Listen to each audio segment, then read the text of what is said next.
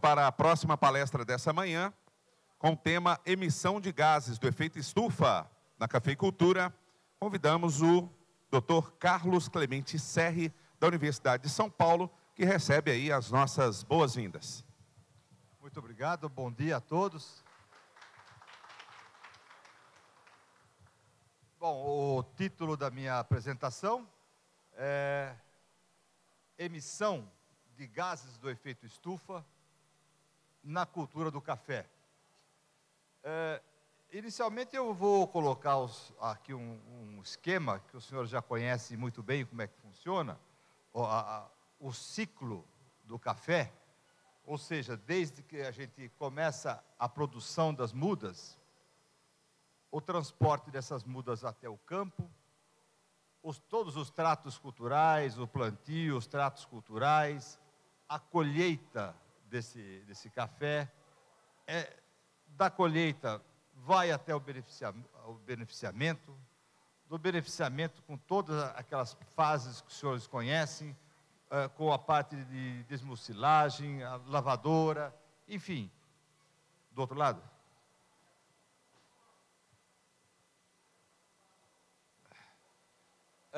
Então, desde a produção da muda, fora do campo, a necessidade de transportar essa muda para o local, para o campo, o plantio, todos os tratos culturais, o transporte da produção até os armazéns, do armazém ao beneficiamento, do beneficiamento até o transporte novamente para os locais de consumo. Esse local de consumo pode ser no país, pode ser no Brasil, mas sabemos que uma boa parte do café é exportado. Então, e depois que ele é tanto exportado como aqui consumido no Brasil, nós temos também os produtos desse café, o consumo desse café. Então, em todas as fases dele, desde a produção da muda até o consumo, há emissões de gases que nós chamamos gases do efeito estufa. E esses gases precisam ser quantificados.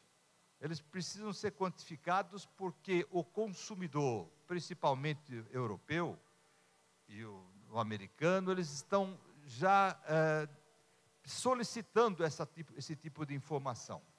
Quanto que é emitido para a produção de 1 quilo de café ou de uma saca de café? Porque isso agrega valor ao produto se essa emissão for baixa. Se uma emissão for muito elevada, então o preço do café ainda não está valendo, mas já está começando a esse tipo de preocupação.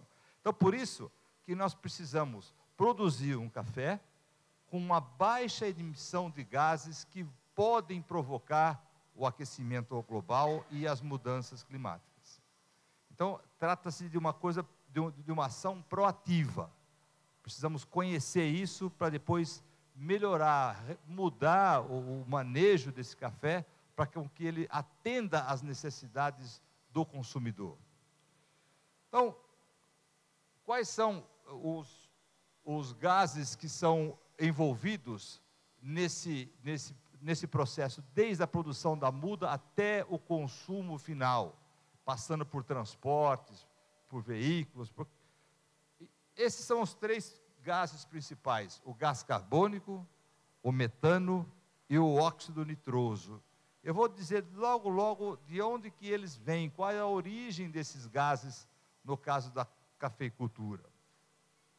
Então, para que a gente comece a quantificar, saber o total desses gases que são emitidos pelo cultivo, ao invés de falar cada um desses gases isoladamente, nós fazemos o que chamamos de equivalente ao gás, a um deles, que é o gás carbônico.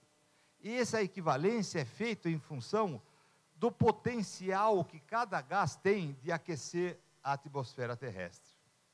O potencial que eles têm de ter o aquecimento global. Então veja, o CO2 é a unidade, é a referência. O metano é 25 e o óxido nitroso é quase 300. O que significa isso? que nós precisamos, no caso, por exemplo, desse óxido nitroso, nós precisamos 300 vezes mais CO2, gás carbônico, para absorver a radiação que vem da Terra, que equivale a 1 kg de N2O. Então, precisamos ter muito CO2, absorve uma quantidade igual a uma pequena quantidade de óxido nitroso. O metano também. Precisamos ter muito CO2 para equivaler a uma unidade de metano. Então, cada gás tem um potencial diferente de absorver a radiação infravermelha da Terra. Então, é por isso que a gente calcula faz esses cálculos em termos de CO2 equivalente. Então, quando se fala de mercado de carbono, por exemplo, quando não se está falando só de carbono, do CO2, está se falando também do metano e o óxido nitroso, convertidos por cálculo em equivalente em CO2. Então, quando se fala CO2, nós estamos nos referindo a todos esses outros gases em conjunto. Então, esses são os gases que nós consideramos para fazer o cálculo do que nós chamamos de pegada de carbono, ou em inglês, carbon footprint. A pegada, qual é o rastro que se deixa, quanto gás que é emitido para produzir 1 quilo de café, ou uma saca, ou enfim, uma tonelada de café. Nós precisamos calcular isso. Então, esse cálculo é feito nessa unidade aqui, CO2 equivalente. Bem, de onde que vêm esses gases? Então, eu tenho que pensar logo em todas aquelas fases que eu mencionei aos senhores, eu tenho que saber aonde que está emitindo o gás ali, em todas aquelas fases. E um dos locais que pode emitir gás é no preparo do solo. Quando se prepara o solo para o cultivo do café, o que há é a emissão de gás carbônico que vem da decomposição da matéria orgânica que está no solo, do humus do solo. Então, simples fato de fazer uma aração oxigena o solo. E esse oxigênio vai fazer com que os micro-organismos, a atividade biológica, de um modo geral, entre em estado mais evoluído. E isso traz como consequência a decomposição dessa matéria orgânica e emissão de gases para a atmosfera. Então, no caso do preparo do solo, nós temos que considerar, quantificar quanto que é emitido. E nós temos técnicas para fazer isso. Depois, precisamos fazer adubações. Então, aqui eu estou colocando alguns fertilizantes nitrogenados, a ureia ou sulfato de amônia. Esse material, esses adubos, esses fertilizantes, quando adicionados ao solo, vão reagir com os micro-organismos, com os organismos do solo, ou quimicamente, e o resultado vai ser a emissão desse gás aqui, óxido nitroso. Ele não tem cheiro, mas é um gás que tem importância no aquecimento global. Então, nós precisamos quantificar a emissão desses gases devido aos fertilizantes também. Mas não é só fertilizante, nós precisamos colocar calcário.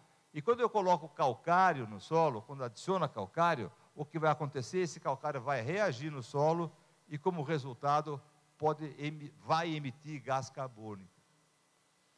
Mas não é só calcário, eu tenho também fertilizantes organominerais.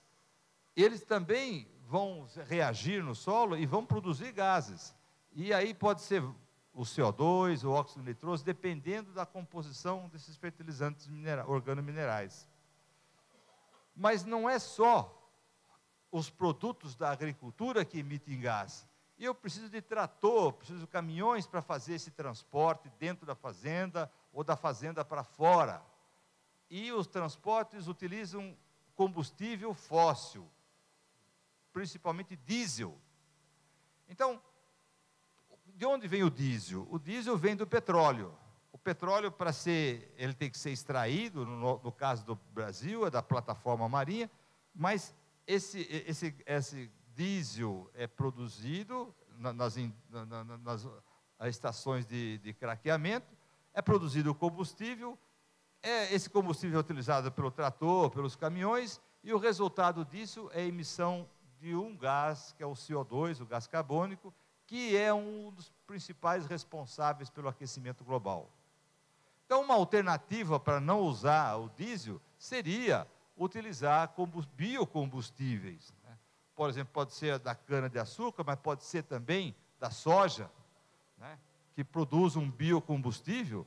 Esse biocombustível, ele é usado, ele é produzido também nas usinas, vai no motor do trator ou do caminhão, no caso de um biodiesel, produz CO2, mas esse CO2 não contribui com o aquecimento global, porque ele é reabsorvido pela cultura subsequente, quer seja uma cana, quer seja a soja.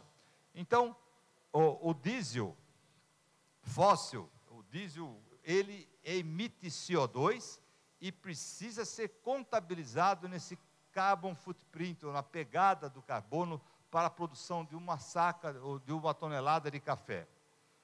Mas também não é só o diesel que nós temos que considerar. Em algumas usinas, no beneficiamento, usamos energia elétrica. A energia elétrica, para ser produzida, temos que fazer uma barragem. E na barragem, há emissão de metano na barragem. Então, essa energia elétrica, ela é limpa. Não emite porque ela vem de uma hidroelétrica. Mas acontece que para a produção da hidrelétrica, há emissão de metano lá na origem, e nós precisamos contabilizar isso. E tem meios para fazer isso. E não é só energia elétrica, é também, em alguns beneficiamentos, se usa até lenha para fazer a secagem, enfim, a torrefação, e nisso há também emissões de gases do efeito estufa. Nós precisamos contabilizar tudo isso. Então eu vou colocar aqui para os senhores como é que a gente faz para calcular a pegada de carbono, ou carbon footprint. Então eu tenho que quantificar todos os gases que são envolvidos no processo aqui, desde a produção da muda, dos fertilizantes, do calcário, das máquinas agrícolas, dos caminhões, no caso do beneficiamento, tudo que emite gás, eu preciso quantificar. E essa é uma forma muito simplificada da gente fazer o cálculo dessa pegada de carbono, que é, a pegada de carbono é tudo que é emitido na produção do café, menos o que é fixado pela planta, que fica retido na planta, ou no solo. Então, de onde que vêm as emissões? As emissões, como eu falei, simplificadamente, vêm do preparo do solo, de fertilizantes, calcário, combustíveis fósseis, eletricidade, que eu preciso quantificar isso. E, no caso das fixações, então vem do solo. O solo pode fixar carbono, mas também pode emitir carbono, na forma de CO2, na forma de gás carbônico, dependendo de como esse solo é manejado. Então, aqui, essa é uma equação muito simplificada de fazer o cálculo da pegada de carbono. Então, vejam que o processo é complicado pelo número de fontes envolvidas na produção do café. Mas o cálculo exige muito cuidado para não se duplicar o cálculo de uma determinada fonte.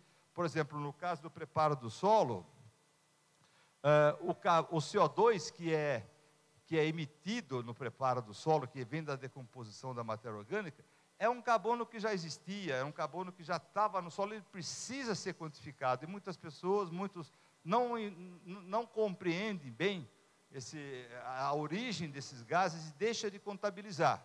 O que fica um cálculo inadequado ou incorreto.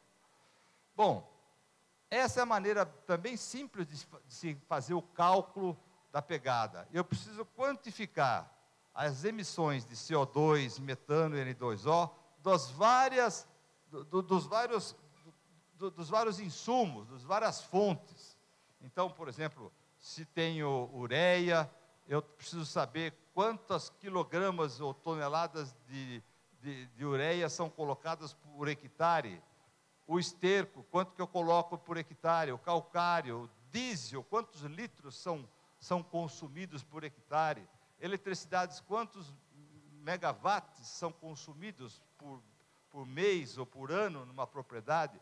Então, eu tenho que saber isso, eu tenho que fazer um inventário dessas emissões, desses insumos ou dessas fontes que podem gerar gases do efeito estufa. E o cálculo é sabendo essa quantidade aqui, eu tenho que multiplicar por o que nós chamamos de um fator de emissão. Né? Um fator de emissão. Então, por exemplo, a ureia, para determinadas circunstâncias, determinados locais, dependendo do clima, dependendo do solo, uma quantidade que eu coloco é transformada em N2O. Eu preciso quantificar isso. Ainda no Brasil, nós não temos todos esses cálculos feitos. Por isso que, muitas vezes, nós temos que usar dados da literatura que não são muito corretos, não são adequados. Então, mas na ausência desses dados, eu preciso usar os dados que existem na literatura. Quanto, por exemplo, do esterco de curral, por exemplo, ele não é só esterco, ele é misturado com outros produtos, e isso dá fator de emissão diferente. Então, para cada local, eu teria que fazer o cálculo do fator de emissão. A energia elétrica, por exemplo, ela é variável ao longo do ano. A fonte, por exemplo, numa época de seca, entra muita termoelétrica, e a termoelétrica emite gás, CO2. Né? Quando não tem seca e é só hidrelétrica, a maior emissão é de metano nos reservatórios. Então, veja que é uma flutuação, no caso da energia elétrica, mas tudo isso tem que ser levado em conta rigorosamente no cálculo do carbon footprint de um produto. Eu estou falando do café, mas isso é válido para outros produtos também. Bem,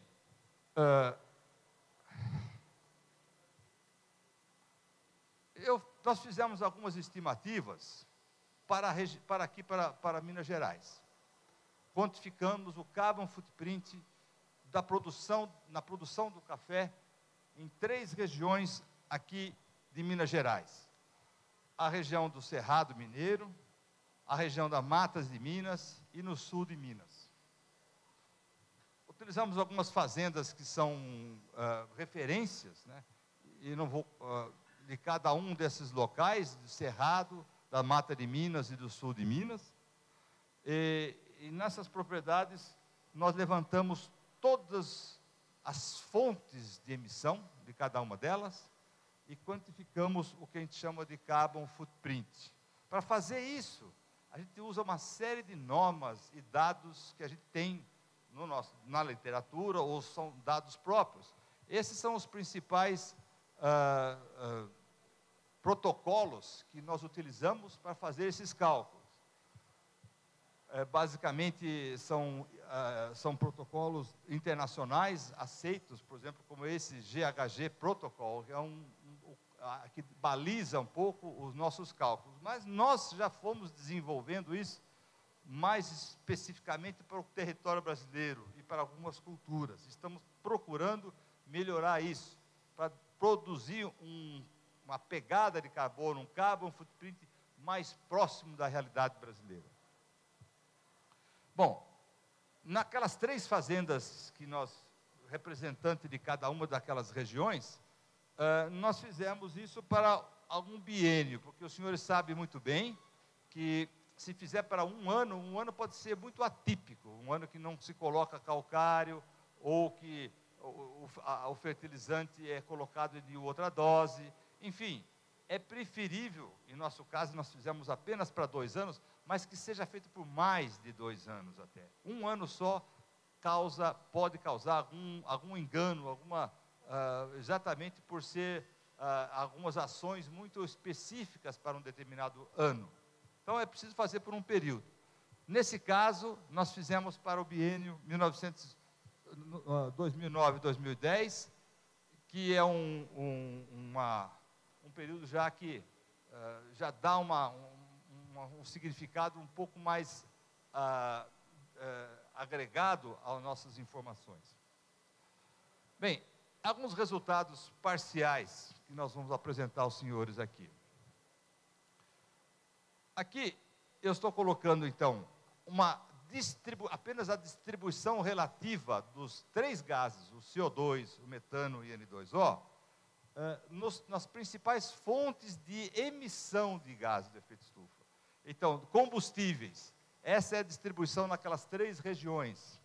A distribuição relativa dos 100% do que é emitido de CO2 equivalente, dos 100%, 22% nessa região do Cerrado é derivado de combustíveis. 13% nas regiões da mata, da emissão total, vem dos combustíveis, e assim por diante.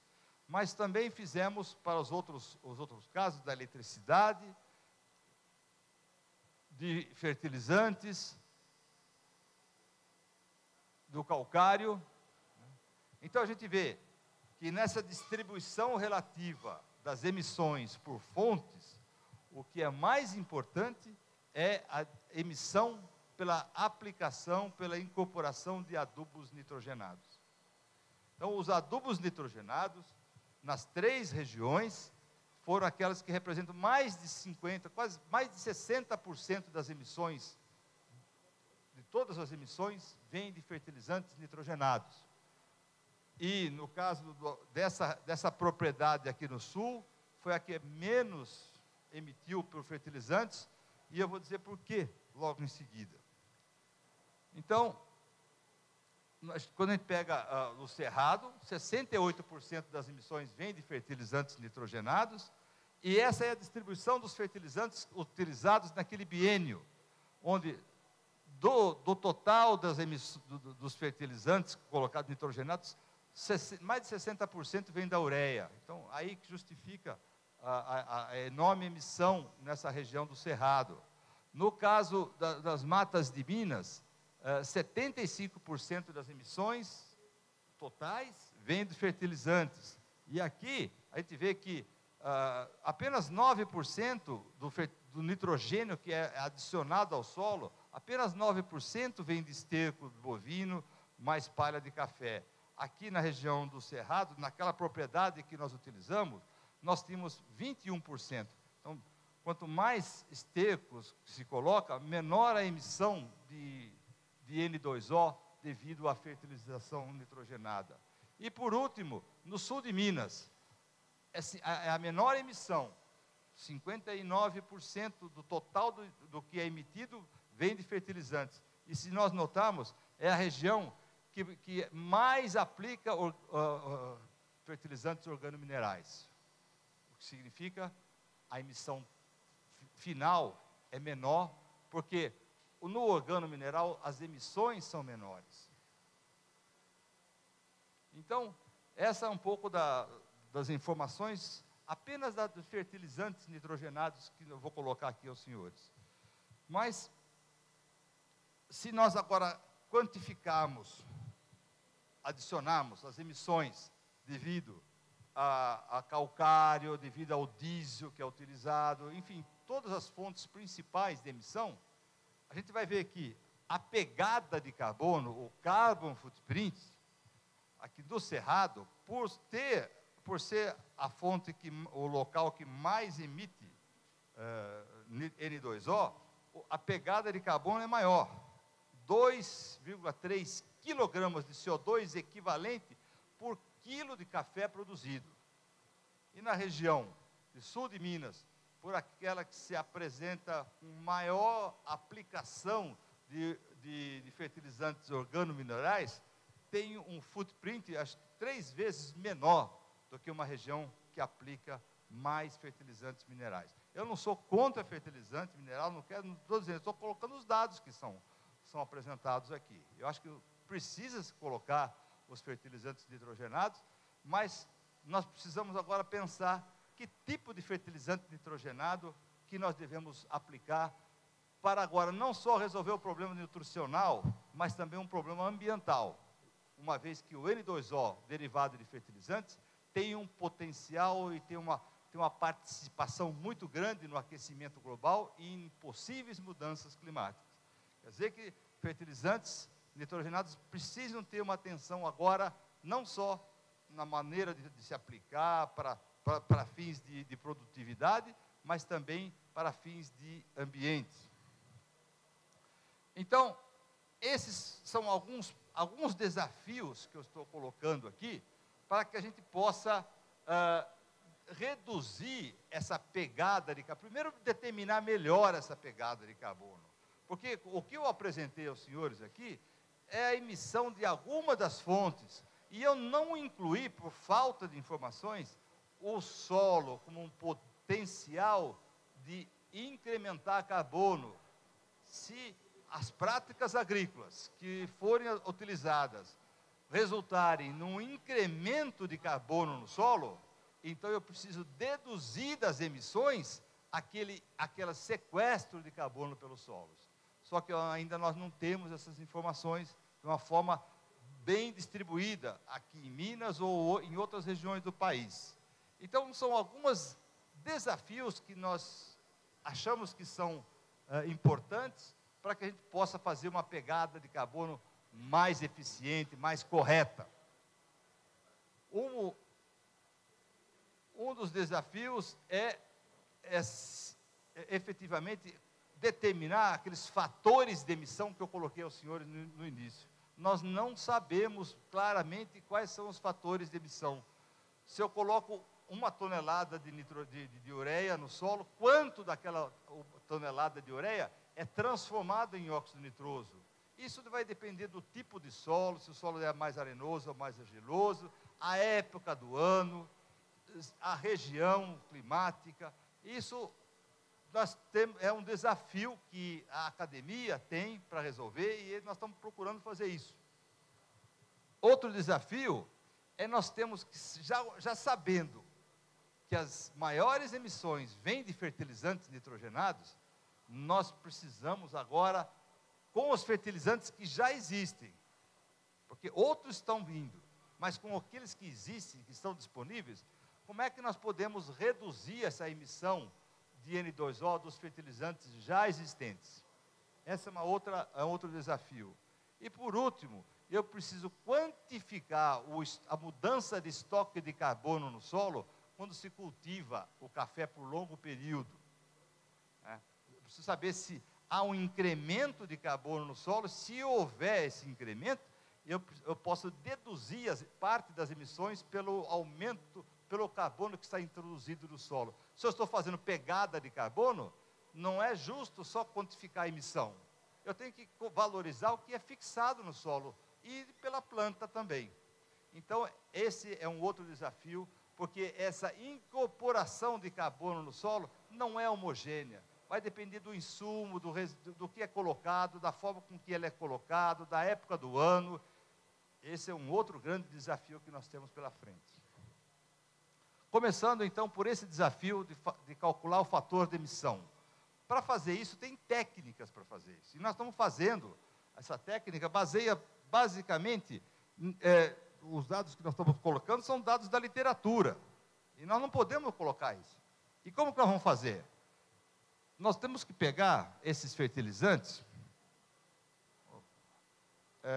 e o que nós temos que fazer com eles é fazer testes. Colocar os diferentes doses, diferentes fontes e diferentes modos de aplicação e avaliar as emissões deles em diferentes condições do território brasileiro. É isso que está sendo feito. Esse é um desafio, porque as variáveis são muito grandes. E nós temos, através da academia, temos aqui a Maísa Belisário, que acaba de defender a tese dela lá, em Piracicaba, sob a nossa orientação, já produzindo, ela está aqui presente, já produzindo algumas informações do café. Mas o desafio não é só no café, o desafio é para as outras culturas também. E o Brasil não tem ainda esse tipo de informação disponível para ser colocado, ou fazer cálculos de pegada mais específicos ou mais bem calculados. Então, para fazer essa quantificação de emissão de gases de um fertilizante ou de um resíduo que se coloca no solo, a gente tem uma estratégia de usar câmaras que a gente pode colocar no solo. Essas câmaras a gente coloca aqui, por exemplo, o fertilizante ou o resíduo, fecha essa tampa, e deixa-se aumentar a concentração desses gases dentro da câmara, coletando amostras em tempos diferentes, isso levando para equipamentos, né, que nós temos disponíveis, né? Então, coloca-se em equipamentos e a gente consegue quantificar essas emissões. É assim que a gente pode fazer aqui no campo, né? Coloca aqui uma base no solo, aqui são diferentes culturas que nós estamos usando, essas câmaras de incubação no campo, para se quantificar essas emissões de fertilizantes ou de resíduos que são adicionados no solo. Então, as amostras são coletadas, né, através de seringas, né, e levadas, essas seringas, leva-se a equipamentos como esse, e como aquela câmara foi fechada, e a gente coleta a amostra no tempo zero, no tempo que se fechou a câmara, depois 5, 10, 30 minutos depois de fechada a câmara, temos amostras de diferentes tempos, leva-se nesses equipamentos aqui, e com isso a gente consegue determinar o que a gente chama de fluxo desses gases, né? Esse fluxo desses gases aqui. Então a gente sabe miligramas de N2O por hora, ou por dia, ou por mês, pelo cultivo inteiro. Então são técnicas que nós utilizamos para compreender, para quantificar essas emissões. Aqui são, no caso específico de fertilizantes, no caso da cultura do café, são câmaras desse tipo, mas pode ser diferentes também. Aqui, já no pé, na cultura do café, essas aqui são as imagens da Maísa que está aqui presente. É preciso colocar alguns equipamentos, que a gente não vai ao caso, desses detalhes metodológicos, para se quantificar efetivamente essas emissões desses gases do solo, no caso da cultura do café. Se coloca isso, tem que ter um tratamento estatístico para ter a validade, então tem que ter a repetibilidade, o número de câmaras. Isso é o método científico, que não é o caso da gente discutir aqui, para ter a validade dessas informações. Aí esses gases são medidos quase que diariamente, praticamente diariamente, né? Até, veja que aqui esses gases não são emitidos imediatamente, eles têm um tempo para se começar a emitir, depois de colocado o fertilizante no solo, e depois, então, até chegar numa emissão zero, a gente sabe, então, integrando essas curvas aqui, sabe quanto foi colocado no solo, quanto que foi emitido na forma de gás, para cada um dos fertilizantes que a gente usa naquela cultura específica, naquela situação específica. Então, eu estou colocando bem rapidamente o processo, a parte metodológica que nós fazemos para se quantificar esses gases. Aqui também nós fazemos na parte de líquida, no café também temos o beneficiamento. Então, é preciso quantificar o metano que é emitido em tanques, né, do beneficiamento, né? Então, quando esses líquidos de lavagem, eles são depositados, eles podem emitir metano. Vocês já viram muito daquelas bolhas saindo. Então, é preciso quantificar. E aí são câmaras que nós desenvolvemos especificamente para captar o gás de tanques, de locais de beneficiamento de café ou de outros resíduos. E o terceiro vamos dizer, desafio que nós temos é quantificar o estoque de carbono, a mudança de estoque de carbono durante o ciclo do café. Então, para calcular o estoque de carbono, primeiro temos que ir lá no terreno, fazer uma trincheira, coleta as amostras de várias profundidades, e para fazer o estoque de carbono, eu preciso ter, além da amostra para fazer a análise do carbono, eu preciso ter um dado que chama da densidade do solo. São detalhes técnicos que a gente não precisa estar muito detalhando aqui, mas o estoque do carbono é o conteúdo de carbono, a porcentagem de carbono que tem numa amostra, multiplicado então pela densidade e pela espessura da camada. É assim que a gente determina o estoque de carbono. São técnicas que já são consagradas e que nós utilizamos, nesse caso, da cultura do café. Bom, Isso que é feito é um procedimento que a gente faz, né? Coleta-se amostras em várias profundidades, 0,10, 10,20, 20,30, até 1 metro de profundidade, e coleta também amostras de densidade para fazer o cálculo do estoque. Essa é uma maneira de fazer a densidade, né, usando cilindros. E depois, para fazer a porcentagem de carbono, tem equipamentos especiais, né, específicos para isso. Esse é um deles, né. A amostra é incinerada a 1.200 graus, o gás produzido é avaliado em equipamentos específicos como esse, com infravermelho, se quantifica o carbono que tinha no solo, naquele estágio de desenvolvimento da planta. Bom, por que eu estou falando do carbono do solo? Voltando a dizer para os senhores, eu preciso não só quantificar as emissões, mas eu preciso deduzir se o manejo do café foi bem feito. Se ele for bem feito, a tendência é que o estoque de carbono do solo aumente em função do tempo. E se ele aumentar em função do tempo, então eu posso deduzir parte das emissões do preparo, do solo, dos fertilizantes, da emissão de R2O de fertilizantes e assim por diante. Mas, se a condução do café não for conservacionista, no modo conservacionista, a tendência também é que esse carbono também perca com o tempo de cultivo do café. Se não for adicionados resíduos orgânicos na medida certa, então aí complica, porque além das emissões por todos esses tratos, você também tem que somar as emissões da mudança de estoque de carbono do solo, e a pegada do carbono aumenta mais ainda. Essa questão aqui é nova, da incorporação do dado de carbono, e ele deve sair no próximo ano. A necessidade de se colocar o carbono como um dos elementos no cálculo da pegada de carbono, do café, principalmente. Existe na Bélgica, em Bruxelas, temos reuniões periódicas para definir uma metodologia do cálculo da pegada de carbono do café.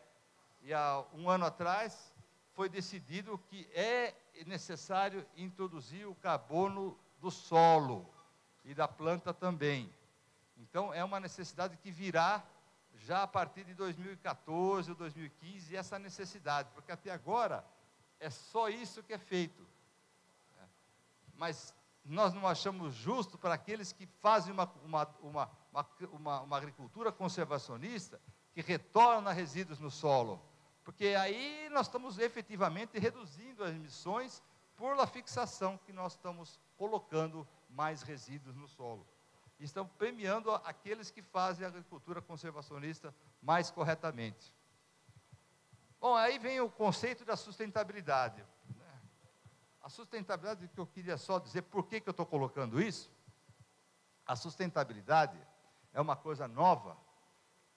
Bom, ela já começa desde 87, com essa senhora, Gro Brundtland, que era uma primeira-ministra da Noruega, e ela falou que a sustentabilidade é a capacidade de suprir as necessidades da geração presente, a nossa geração, sem afetar a habilidade das gerações futuras de suprir as suas. Quer dizer, nós temos que utilizar os recursos naturais que nós temos, mas nós não podemos exaurir isso agora.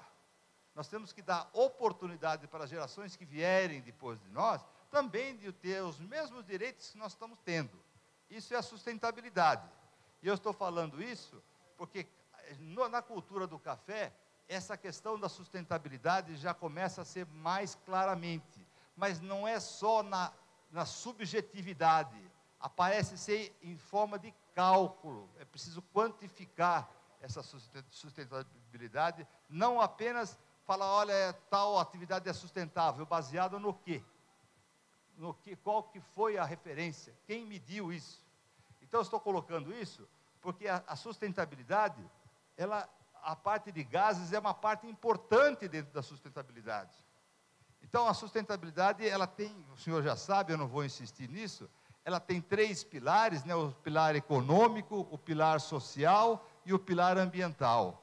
se uma atividade ser considerada sustentável, ela tem que atender esses 3 pilares.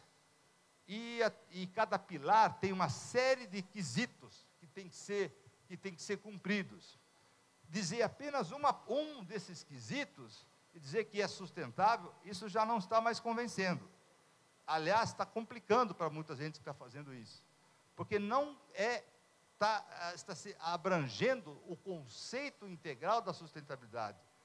Então, quer dizer, tem que ser econômico, mas socialmente justo. E tem que ser ambientalmente correto. Então, essa é a equação que tem que ser cumprida. E eu vou aqui apenas mencionar, no nosso meio, o pilar ambiental. Porque dentro do pilar ambiental, nós temos vários indicadores. Os indicadores da sustentabilidade ambiental, como também tem os indicadores da sustentabilidade social, e também os indicadores da sustentabilidade econômica. Aqui estou colocando alguns indicadores da sustentabilidade ambiental. Eu já coloquei 2, emissões de gases de efeito estufa na produção do café. Mas também eu tenho que ver a qualidade do solo, como que esse solo, a qualidade dele fica depois, então, pelo uso contínuo com café ou outra cultura. E aí tem vários, dentro desse quesito de qualidade do solo, tem vários outros subindicadores, vários critérios aí dentro. E além disso, tem outros indicadores, que é a diversidade biológica. E o outro é a água, em termos de quantidade e qualidade de água. Eu vou comentar rapidamente, porque eu já falei desses 2, eu vou comentar rapidamente sobre esses outros 2 indicadores, que precisam ser quantificados, não simplesmente dizer subjetivamente que uma empresa, ou uma atividade, ou um serviço é sustentável. Isso já não está mais sendo suficiente, não está mais convencendo. Então, o que é preciso nesse quesito da diversidade biológica? O que é isso? A diversidade biológica não é um serviço do ambiente, mas ele permeia todos os serviços do ambiente, e tem valor. A sustentabilidade, no que se refere à diversidade biológica, tem uma importância muito grande esse indicador de diversidade biológica. Já existe, assim como para gases, já existem conferência das partes internacionais que regulam essa diversidade biológica, sobretudo no solo. Então eu vou colocar aqui um pouquinho do que é essa diversidade biológica. Olha, aqui a gente pode colocar assim, se a gente quisesse pegar um monolito, uma pequena fatia do solo, a gente vai ver que nessa fatia nós temos animais maiores, que nós chamamos de macrofauna. Temos mesofauna e temos micro-organismos. Se nós chegarmos um pouquinho mais no detalhe, a gente vai ver o seguinte, que o que a gente consegue enxergar a olho nu é a macrofauna, as minhocas, os moluscos, formigas, cupins, besouros. Isso a gente consegue enxergar. Isso precisa ser quantificado, precisa ser medido, sabe quanto que tem por metro quadrado e de determinadas profundidades. Na cultura do café, em diferentes estágios. Isso está sendo agora cada vez mais solicitado. O que é a mesofauna são nematóides, ácaros, crustáceos, coisas que não se vê a olho nu, mas precisa de uma certa ajuda, com uma certa lupa. E outros que não se consegue com lupas ou a olho nu, que são os fungos, as bactérias, os actinomicetos, que são os micro-organismos e microfauna do solo. Então isso, em termos de tamanho, é assim que nós dividimos os organismos do solo. Mas não interessa saber por tamanho, nós temos que saber quais são as funções deles. Se nós tivermos uma pastagem, e essa pastagem foi convertida para café, o que aconteceu com as funções dos organismos do solo? se nós tínhamos uma pastagem, tinha um certo número de organismos ali dentro, que tinha uma função. A hora que converteu isso, será que todas as funções foram transferidas? Elas estão presentes na cultura do café? Ou será que melhorou até? O café, no meu ponto de vista, melhora a biodiversidade do solo quando se passa de uma pastagem para café. Mas precisamos medir isso. Por que que melhora? Porque uma série de condições que a pastagem não oferece para ter uma vida do solo, no café tem. Esse microclima, essas condições de aparecimento. Então, os organismos têm uma função, e a função tem valor, e vai ter valor econômico, assim como o crédito de carbono vai ter, e já começa a ter. Já existem grandes empresas investindo nisso, na biodiversidade do solo, como um mercado, como um modo de ter a reputação da empresa valorizada. E, pelo contrário, se imagina que aqueles que não tiverem um uso adequado dos serviços ambientais, possam ter uma certa restrição à comercialização dos seus produtos. Porque as organizações utilizam dos serviços ambientais que são gratuitos, a água, o ar, o solo, mas, ao fazer isso, há um impacto no ambiente. E esse impacto no ambiente, ele pode voltar, ter um feedback para a empresa que pode ter problemas ou de continuidade das suas atividades, ou pelas redes sociais de serem classificadas como atividades não sustentáveis. Então, a diversidade do solo, os organismos do solo, é um indicador para saber como é que está sendo feito aquele uso daquele serviço ambiental, que no caso nosso é o solo. Bom, para se fazer essa avaliação de como que andam os organismos do solo, não basta saber por tamanho, eu preciso saber, como eu falei, as funções. Tem organismos que têm funções específicas. Eu preciso saber se a hora que ele passa de um uso da terra para outro, se aquelas funções são preservadas. Às vezes, o organismo desaparece, mas tem outro organismo lá que faz as funções daquele que existia antes. Isso é uma coisa que acontece. Nós precisamos, então, saber as funções, não os organismos em si, mas se as funções estão preservadas. Por isso que esses organismos são divididos em classes, em grandes grupos funcionais, que a gente chama de engenheiros químicos. São todos aqueles organismos que vão decompor os resíduos vegetais. São decompositores. E aqui tenho alguns deles aqui representados. Mas eu tenho um outro grupo funcional, que são os reguladores biológicos. O solo, para funcionar, um organismo tem que, às vezes, consumir o outro organismo. Tem que degradar, ele tem que regular, senão um aparece com uma quantidade muito maior do que os outros e há um desequilíbrio. Então, tem organismos no solo que são predadores, e eles são importantes como predadores, para evitar que algum determinado organismo apareça numa concentração, numa quantidade muito grande que comprometa a função dos outros organismos. E existe uma outra classe, que são os engenheiros dos ecossistemas. Não parece, mas as minhocas, os cupins, as formigas, têm funções específicas. Elas oxigenam o solo, elas trazem material orgânico da superfície para a profundidade, fazem galeria onde que a água penetra com mais facilidade, fazem o que nós chamamos de agregados do solo. Isso são funções, e elas precisam ser preservadas. Então, nós precisamos saber se de um uso da terra para outro, essas funções foram ou não. Se elas não foram preservadas, então alguém precisa precisa recolonizar aquele solo. E aí é mais complicado. É outra coisa, uma outra questão. Mas eu quero dizer para os senhores que não é só avaliar o tamanho, mas saber funções, e isso é extremamente difícil. Ainda nós não temos na academia, ainda esse conceito, essas ferramentas para se fazer isso de uma forma, mas está no início. Está no início por causa que há uma demanda das corporações para que a gente consiga avaliar esses organismos do solo. Então, aqui é o sistema que a gente utiliza.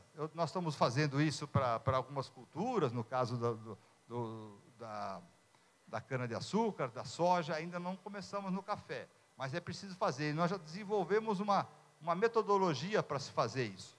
Basicamente, a gente tem que, eu não vou colocar muitos detalhes, mas basicamente a gente tem que fazer um monolito, né? Esculpir um solo, esculpir aqui lateral, deixar só uma coluna.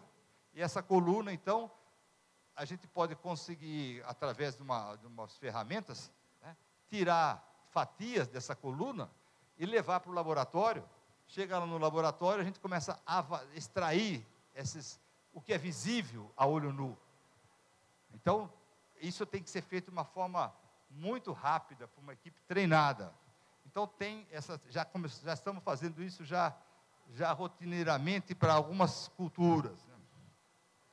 Então, a gente tem que separar essa macrofauna e depois tem todo um processo de determinação, de sistematização, para ver se as funções, né, às vezes tem uma minhoca lá, mas ela não tem a mesma função que deveria ter. Porque tem várias minhocas, tem diversas funções, tem vários tipos de minhoca, vários tipos de formiga, vários tipos de macrofauna. Não é simplesmente porque tem formiga que significa que ela pode não ter as mesmas funções, aquela formiga que está lá pode não ter tido as mesmas funções do outro sistema de uso da terra. Então é meio complexo fazer isso. Depois, então, tem essa questão da identificação. Depois também tem que fazer as outras determinações, as determinações da mesofauna, aquela que a gente não consegue enxergar a olho nu, né? E aí a gente tem que coletar amostras e levar depois isso aí para determinação de mesofauna, sobretudo de ácaros, microfauna, nematóides, micro-organismos, né? Então, no caso da mesofauna, é uma coisa que se faz, né? Usa-se um esquema que a gente tem lá, que a gente chama de extrator de Berlese, onde a gente consegue extrair os ácaros, né, e recolher isso numa solução, né, com etanol, e aí se avalia os ácaros. Eles são afugentados pela seca, a lâmpada que fica secando a superfície do solo, faz com que eles migram para partes mais úmidas e chega uma hora que eles caem nesse funil aqui, e aí então eles são recolhidos e avaliados nas suas funções, porque existem dentro da ácaro tem uma série de funções, é preciso saber se elas estão preservadas.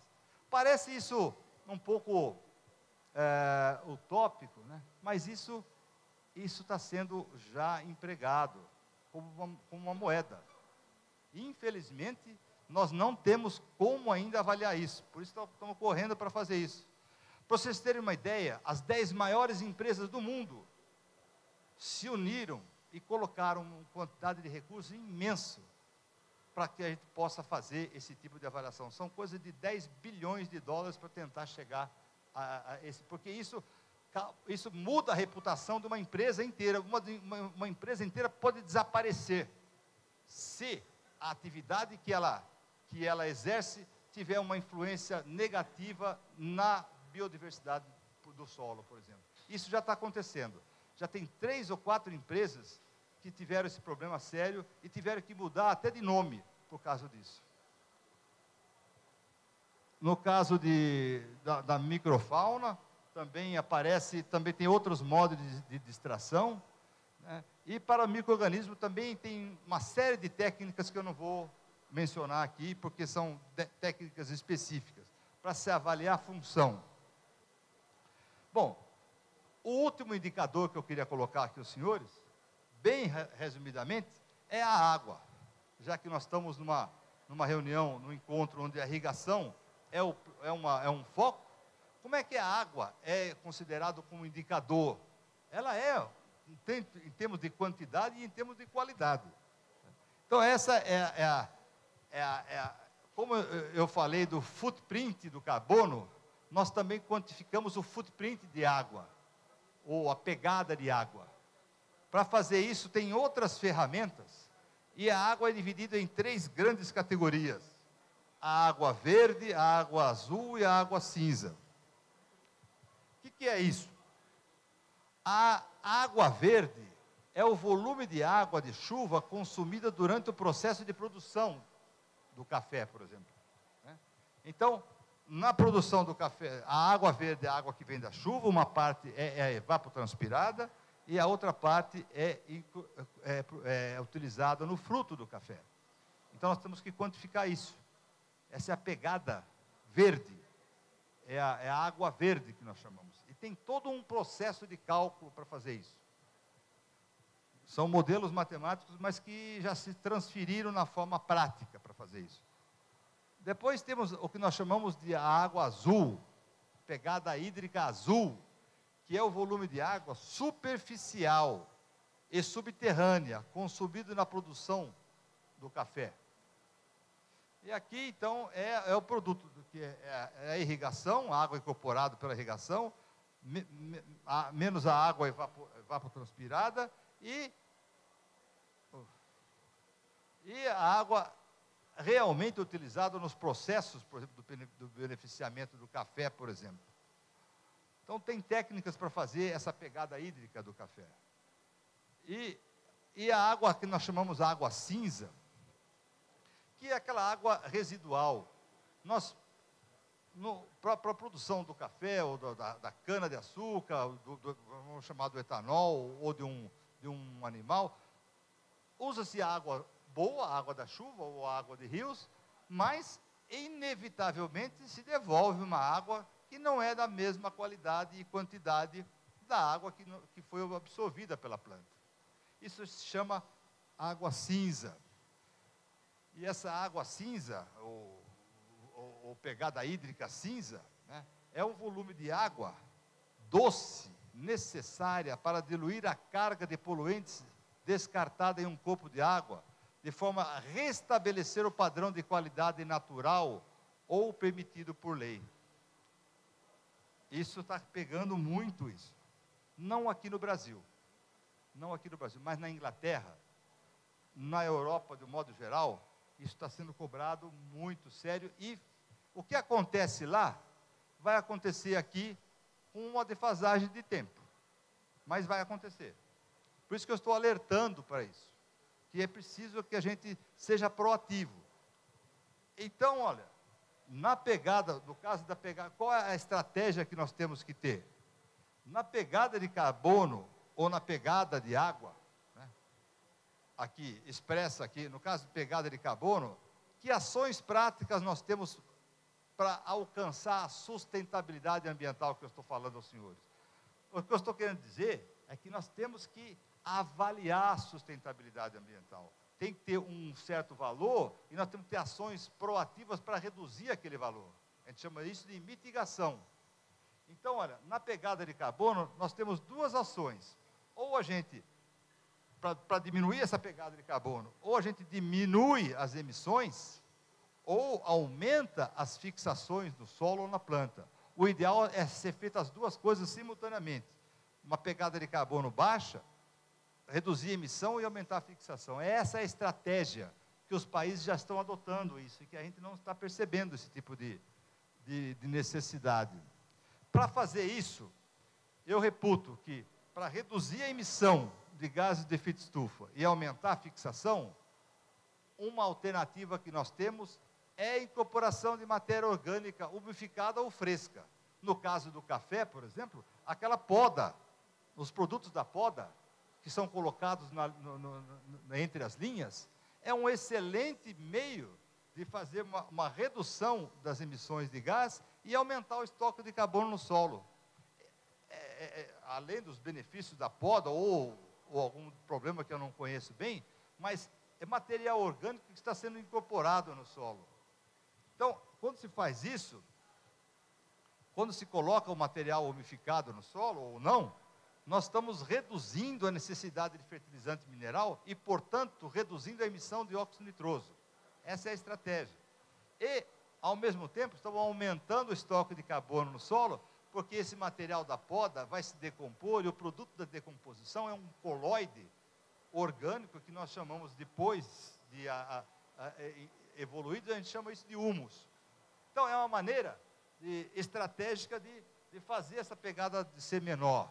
Mas veja, ao fazer isso com matéria orgânica, nós também, como eu falei, tem essa fixação.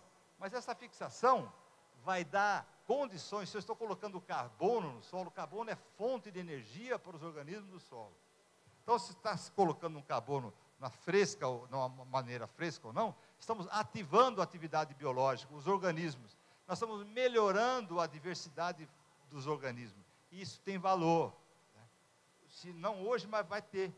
Então, o que acontece? Ao colocar material orgânico no solo, nós vamos melhorar os que nós chamamos de serviços do ecossistema. E hoje a palavra de ordem das grandes empresas é isso, serviços dos ecossistemas. Se os senhores não viram ainda, leiam um pouquinho o que é serviço, Ecosystem Services em inglês. Isso aí, as grandes empresas produtoras estão preocupadas com isso.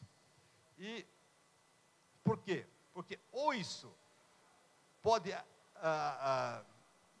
ter um processo de reputação, de diminuição da reputação da empresa, como pode ser de agregar valor ao produto. Então, essa a aplicação de material orgânico, ela tem tripla função: reduzir emissão, aumentar o estoque e, sobretudo, valorizar os organismos que já existem no solo ou até melhorá-los. E no caso específico da água, que é, se na irrigação nós colocamos uma quantidade adequada de água no solo, essa quantidade adequada vai promover a atividade dos organismos. Ele vai melhorar essa atividade, além de fornecer água para a planta, que é o principal, mas vai, sobretudo, dar condições para que esses organismos eles se desenvolvam, e aumentando a produtividade da cultura, porque esses organismos, tendo material orgânico, vai fornecer nutrientes às plantas. Então, além da água ser diretamente absorvida pela planta, e indiretamente ela beneficia a atividade biológica, os organismos, que também redundam no maior desenvolvimento da planta. Porém, se essa quantidade de água, se essa quantidade de água não for suficiente, ela for, você pode passar aí? For em excesso, né? Então, se ela for adequada, então acontece tudo isso que eu mencionei, e a pegada hídrica é mínima. A pegada hídrica, que tem valor hoje também, é mínima, a azul. Mas se ela for em excesso, pode passar? Se ela for em excesso, ela pode transportar alguns nutrientes, né? No caso de lixiviação do nitrogênio, o transporte de fósforo da superfície, que vai dar eutrofização, enfim, uma série de, se ela for em excesso, ela pode causar isso. E gerar o que eu chamei anteriormente de água cinza. Não sou eu que chamei, é uma técnica da pegada hídrica que chama-se água cinza. Então, a água em excesso vai ter além do problema de impactar esse indicador água, ela vai ter essa possibilidade de transportar esses nutrientes para a planta. E além disso, nessas condições de excesso de água, nós podemos também ter uma mudança nas emissões desses gases do efeito estufa. Então nós precisamos, em questão de água, ser muito parcimoniosos, saber muito bem o que estamos fazendo, para que o excesso não impacte o indicador, quantidade de água, além da qualidade de água. Bem, era isso que eu tinha que apresentar aos senhores. Eu agradeço a atenção e fico à disposição para algumas perguntas que forem necessárias. Muito obrigado a todos.